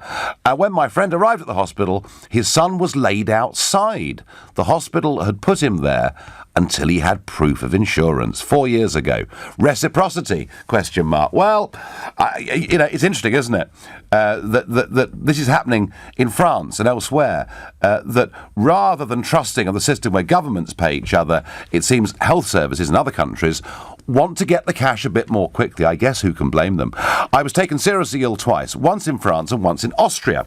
In both cases, I received first-class treatment, but in recovery, I was asked how I was going to pay. Luckily, I had good medical insurance. We should insist on the same. People would just abscond if presented with a bill, says Richard in Cheltenham. Tony is calling from Harlow. Good morning, Tony. What's it, Nigel? Yeah, we've got the biggest tourist thing, one of the biggest tourists in the world come here, all the tourists, they come here. But what they say, where can we go next year? I know, let's go to England, you don't have to pay any medical insurance. So that's an extra couple of drinks for us to buy. I mean, I've been paying, I left school at 14, I'm 70, I've been paying every month into the National Health, and I've paid into that hundreds of times over for whatever I want. And I was in Mason's Hill Hospital years ago, in Bromley. I was there for 4 months once. Yeah, go on. Yeah, and there was American GI there. He was getting seen to, and he had accident emergency. They patched him up. He came out. I watched him. He went to the counter, to the receptionist, pulled his wallet out, and said, "How much do I owe you?" She said, "Nothing." He looked up in the air. He probably thought, I think I moved there. Yeah. That's our culture. But, Tony, you've paid all this national insurance, but don't you feel better about yourself as a human being, knowing that your taxpayers' money is being used for people from all over the world? Yeah. Of course I do. I love it. You know what I'm saying? I sit here with my cigar. I love it. Tony, I think, there is... at the end of that clip that we played of me back in the election of 15, I said at the end that families have been paying into this for decades, and the idea that you can just waltz into this country, have a baby and then leave, it's outrageous, isn't it? Yes, and also you've predicted so many things that have come true. Well, I've done my best, Tony. I've done my best, matey. I've done my best. No, you have. You predicted so many things that have happened. It's not mentioned much, so I'm mentioning it. Well, thank you. Tony, you're a star. Have a great Sunday. And Chris, rather backing up what Tony said about the American GI in Bromley General Hospital, Chris from Wiltshire says, I dislocated my shoulder in France last year. I had both an EU health service green card and full health insurance. But even so, the hospital wouldn't consider doing anything until I went to the cash point and drew the money to pay in full. After that, the treatment was carried out. I then had to try and recover the money on returning to the UK. Well, it's interesting, isn't it? It clearly, across Europe, there are people taking a much more direct response. I've been in A&E when two separate people have offered to pay. This is like the American GI. They've offered to pay and told by the receptionist that the treatment was free. You see, there we are. That's the culture. The National Health Service, free at the point of use. Yes, but not for the entire world, I think, is the message. Debbie says, if people around the world like our system, why did they not try to emulate it for their own nations? Well, because they don't want to be taken for a ride, I guess, Debbie. And Sandra says, my sister-in-law is Thai, and she had to pay for her thyroid operation here in Bristol. So why not charge everybody else? It's the right way, seeing as we have to pay if we go to another country. Sandra, I think there is huge general agreement on that. It's just how tough do we get? And, we've got this report overnight. It's here in the Mail on Sunday, and they've been campaigning on this issue and basically saying that there are going to be these crack squads going into hospitals and demanding that people pay. Difficult, I suppose, to ask nurses and doctors to get credit cards out of people because they are the caring professions. I'm going to ask Avi in Cheam what his view is. Good morning. Hi, good morning, Nigel. Nigel, I'm somebody who have traveled to this country on business visa, I would say, for 10 years, and now I'm here resident for last 8 years. So over my experience of last 18 years, in the first 10 years as well, whenever I was entering here, I always had my insurance with me. So I'm not able to appreciate if somebody is legally here, then they should have some paperwork by virtue of which, anyways, they should be able to pay for their medical expenses. Why should this be even an issue at all? Did anybody, Avi, ever check whether you had insurance when you were coming through passport control? Yeah, I would say without my insurance, I wouldn't even get my visa. Okay. Without visa, business visa, I was certainly on expenses. My organization would have put in the bill. Nonetheless, I always had those papers. And I'm saying it works same in Japan, Singapore, Netherlands. These are the countries where I've lived for, say, more than 6 months. And I have been there on business visa, business purposes as well. And now you're a resident here. You're living here. 8 years, paying taxes here. Paying taxes. Yeah. But so how do you feel? Let me ask you, as a UK taxpayer, how would you deal with the dilemma of somebody, and bear in mind, there's at least 1 million illegal immigrants in this country, but it's probably much nearer 2 or maybe more than that. How do we deal with illegal immigrants that are in this country that are expecting free healthcare? What would you do? I would say, with any legal immigrant, you will do whatever law requires you to do. But having said that, if they are in hospital and if they're not able to provide, so whichever agency is responsible for them should be taking care of them. As simple as that, isn't it? Well, it should be, but it's not, is it? Because, it does present, or it can present, some quite big moral dilemmas. But look, the way you were doing it, clearly was absolutely above board. You make the point about a visa. I wonder whether sometimes, frankly, we're not doing our checks properly. Avi, I thank you very much indeed. And it's your tax, Avi, as much as it is anybody's. Thank you for the call. If countries do not pay their medical bills, then we should ban entry to their citizens until they do, says Jane. Jane, that's the sort of thing President Trump would say, and the world would go absolutely bonkers if he did so. I'm going to go to Finley in Sevenoaks. Good morning. Oh, good morning, Nigel. Thanks for having me. Not a bit. Seven or 8 years ago, at the age of 65, I had a very bad skiing accident in Canada. I was fully insured. I was taken by ambulance off the slopes. I'd badly smashed my collarbone. Yeah. And when I got to the hospital, I was put on a stretcher type thing, and I was asked to pay up front before they would see me. I said I'd got insurance. You were talking of insurance. Yes. They absolutely didn't want to know the insurance, didn't want to know anything. They wouldn't entertain me, bearing in mind my age and the pain I was in. They did not want to know. I had to get an ambulance back to where I was staying, and I had to come home from Canada early. I had to disguise it on the aeroplane because I wouldn't have been allowed on the airplane. Gosh, you really went through it, Finley. Oh my God, it was dreadful, but they had absolutely no sympathy at all. So let's Wouldn't just accept my insurance. Let's just get this right. So you're lying on a stretcher. Yeah. In pain. In the hospital. In Canada.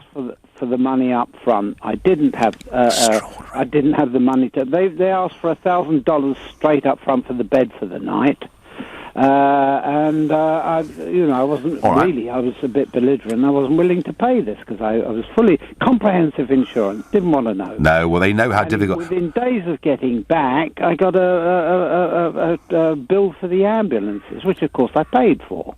But they probably know, Finley, that insurance companies can be notoriously tough to deal with, and they weren't taking any chances at all. Finley, you've been through the tough end of health tourism, right? Where you were treated as a suspect who probably wouldn't pay unless they got the assurance up front. Do you think our approach in this country, and we've had, people on this morning who, working for GP surgeries, told just to register and treat people who weren't eligible in this country, which system is better? The Canadian system that you suffered under, or the British system, which appears to be a bit of a free-for-all? Well, I think our system's the best in the world, regardless. I know there's a lot wrong with it, but there's an awful lot right with it. Yeah, I think that. Finley, do you know what? I've been in emergency twice in my life, and if you're in real trouble, I think our health system is brilliant. Whether it's quite so good at diagnostics and other things is perhaps a different question. Finley from Sevenoaks, thank you for your call and your story. That's the tough end of town, isn't it? You're lying on a stretcher in agony, been smashed up in a skiing accident, you've got health insurance, but unless you give the Canadian hospital your credit card, you're not going to get treated. It's a hell of a contrast to hear. You're listening to the Sunday edition of the Nigel Farage Show, exclusively on LBC. It is now 11:45. This is LBC. Hi, I'm Chloe from Network Rail. I have some important news if you're travelling over the bank holiday at the end of May. From Saturday, the 26th, to Monday, the 28th of May, our team of engineers will be working to deliver essential rail upgrades. Some services will be affected, so please check before you travel at nationalrail.co.uk/May or contact your train operator. Network Rail, working for you. It's simple. If your business isn't using WG for Business, you could be paying too much. WG could save you up to 45% on all your office supplies, from printing and all your day-to-day office supplies, and now with confidential shredding from Rexel, ensuring you are GDPR compliant with disposal of customer information. We are so confident we can save you money, we will give you your first quarter savings in advance. Just text audit to 87007 and start saving your business money with WGforbusiness.com. Conditions and contract apply. Here's another true story from Aldermartin, Baines and Cuthbert. When fire tore through a residential London development in 2015, the local health and safety executive were quickly on the scene. Fortunately, ABC had all the right health and safety paperwork and certificates, and to the great relief of the building's owners, were able to prove there was no fault. No fuss, no hassle. For block management, ABC Estates will give your story an ending that'll make you as happy as Larry. Find out more at abcestates.co.uk or call 0800 888 6688. If you own a Swiss watch and it's time to sell it, speak to watches.co.uk.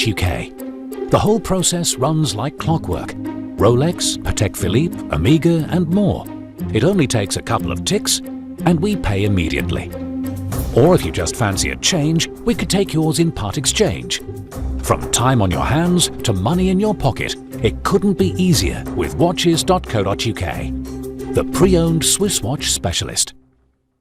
Getting set for a sizzling summer? At B&Q, the Bloomer Rockwell 200 Charcoal Barbecue is just £83. And Dial 5 Kilo Instant Light Charcoal is 2 for £11. Don't forget a grill brush too. So, for low prices on barbecue essentials, you can do it when you B&Q it. Charcoal £7 per bag. Coming up at 12 on LBC, Majid Nawaz. For a group of black nationalist students, she's not black enough. For English nativists, she's too black for the royals. Is Prince Harry's wedding to Meghan a step forward for race relations? Majid Nawaz on LBC. The Nigel Farage Show. Text 84850. Well, it's a huge issue. Health, tourism, and we're getting, stories of people around other parts of the world. Even though they've got the right insurance, the hospitals won't treat them unless they produce a credit card. We seem to be the other way. Hit squads to reclaim NHS money. I'll believe it when I see it. I won't hold my breath. It's just the usual lip service from the government. Oh, don't depress me. I was hoping things might be moving on a little bit. You're probably right. Darren is calling from Birmingham. Good morning, Darren. Morning, Nigel. I'm a bit confused about the way that the NHS is dealing with this. My wife's Filipino and she came over on a UK spouse visa last year, which we had to pay a quite significant amount plus the health surcharge.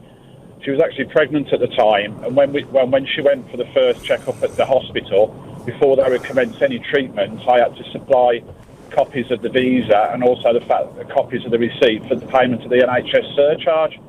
So I think that we've got it right, but I just think that the government and the NHS itself are notoriously bad at implementing the rules that are in place.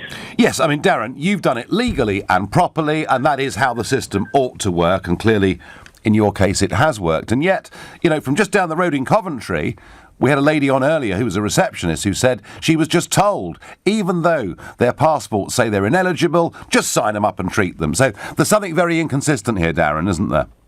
Well, exactly. I agree, and this is where I'm saying that I don't think it's that we've got it wrong. I just think that we don't implement it correctly. Yes. And, yes. This is. And this is the reason why it's so inefficient, Yeah, and why don't we get our money back from the other European Union states? Well, exactly. I mean, I don't know what we could do about that, but, like you say, we're good at paying our bills, but they're not. But they're basically not so good at paying their bills. But the question you asked earlier about should we ever do, I would hate to live in a country where you had that guy that had the skiing accident in Canada. Yes. I would hate to live in a country where we would leave somebody standing there in pain. Well, he was an old age pensioner on a stretcher, smashed up. He thought he'd done all the right things by having the necessary health insurance, and yet he had to produce. And that's Canada, Darren, which is a pretty liberal country in many ways. Yeah, but I wouldn't want to see us go as far as that. No, so you think morally better to be a bit weak on this than be too tough on this, yeah? Yeah, yes, I think so. No. Especially when it comes to emergency treatment. Obviously, longer term treatment, yes, they should be looking at. But we should never turn anybody away just because they may not have been born here. But Darren, do you understand the anger that I'm getting from callers and texters and tweeters this morning on this? Well, I do, but I do think that some of it is from people that they read the headlines, but they don't actually have the experience or know that the procedures and the policies are there in place. It's just the fact that the government is notoriously poor at implementing them. Yeah. And yet, like I say, as soon as we went for the first appointment, we had to prove that she was eligible for treatment. So the system can work, Darren. That's what your phone call tells me. Thank you. Thank you. Andy on Facebook says, this is why the Conservatives are allowing this to happen. They want to run the NHS into the ground and sell it off on the cheap. This is all preparing us for privatisation. What utter tosh, Andy, really. You know, it was the Blair government that did more privatisation of the National Health Service than anything that's been done by the Conservatives. Right, now, a suggestion here from Mandy in Abbeymead in Gloucestershire that we should have an ID card for fags, booze, gambling, medication or the purchase of sharp objects. We must have, without travel insurance, no treatment. Tough, says Mandy. You can lie on the stretcher, like Finlay from Sevenoaks. But Darren says we're just not that kind of country. Ultimately, Darren is right. We are not that kind of country, but we are being taken for a ride. I am convinced of it. I think it's crazy. Robbie is calling from Edenbridge. Hello, Robbie. Morning, Nigel. Nice to talk to you. First, thank you for dragging us out of the EU. I wanted to say that some time ago. Well, that's very sweet of you. We're not quite out yet, but I hope we're on our way. I mean, I totally agree with you on everything you've said about the NHS. And that gentleman who was having his little go against the Conservative government, yes, as a fairly good Conservative myself and a councillor, I believe that this government is the first one that has suggested asking immigrants to pay for their treatment. Yes. I don't think it's ever happened before. I've had experience myself. I was working in America 50 years ago, and a lady and I were jumping off the balcony of my ex-wife's flat. Don't ask why. We were both... well, I was tiddly and she wasn't. And I said, darling, you be careful, you know. And she said, well, look, I can't get... abortion in this country. So if I can't get rid of it this way, I'm going to go over to the UK and get it there. And that's been 50 years. Yes. I came back a few years later, and I was in the Royal Eye Hospital. I don't know how many people there were from overseas then, but it was a good few of them. But we must stop this because the NHS is staggering. And if we don't do something about it now, I feel the NHS is going to fail. And as for this business about privatisation... It's nonsense. It's nonsense. No, Robbie, it's not. But let me tell you what a bigger worry is. You know, I did my bit to try and raise this issue of health tourism, and the Mail newspaper have done a fair bit on it. I know that, and I think you should be congratulated for that. And it was a tough thing to do. Your political party called me all the names under the sun. I was a well, I apologise on behalf of I was a barbarian and all the rest of it. But what I've noticed, Robbie, with Mrs May, whether it's as Home Secretary, whether it's as Prime Minister dealing with Brexit, whether it's one of her spokesmen talking about health, yes, I am pleased that at last we have a government talking about this issue. In fact, she even took the line. It's the National Health Service, not the International Health Service. The trouble is, Robbie, will they actually deliver? Well, let's hope, Nigel. Let's hope. And just as a matter of interest, I was also at a very good school rather near yours, and I know your father, so you better be careful if we're talking. Goodness me. Right, Robbie, thank you. Well, a very great call. Well, so far this morning, someone knows my mum, someone knows my dad. I mean, it's not supposed to be a family show as such, but it appears to be this morning. Quite what Robbie was doing, jumping off a balcony, I've absolutely no idea, and that wasn't a recommendation for anyone else to do it, please. Jeff is calling from Munich. Hi, Jeff. Good morning. Yeah, hi, Nigel. I'm not jumping off a balcony, and for Klaus to find in Munich, trusted enemy again. No, it's nice to hear from you again. So, so what happens, Jeff? I mean, if I'm in Germany and I come from, I don't know, I might come from America for argument's sake, how tough would the Germans be on getting my credit card details or insurance policy before they treat me? If you're not insured, you don't get sorted.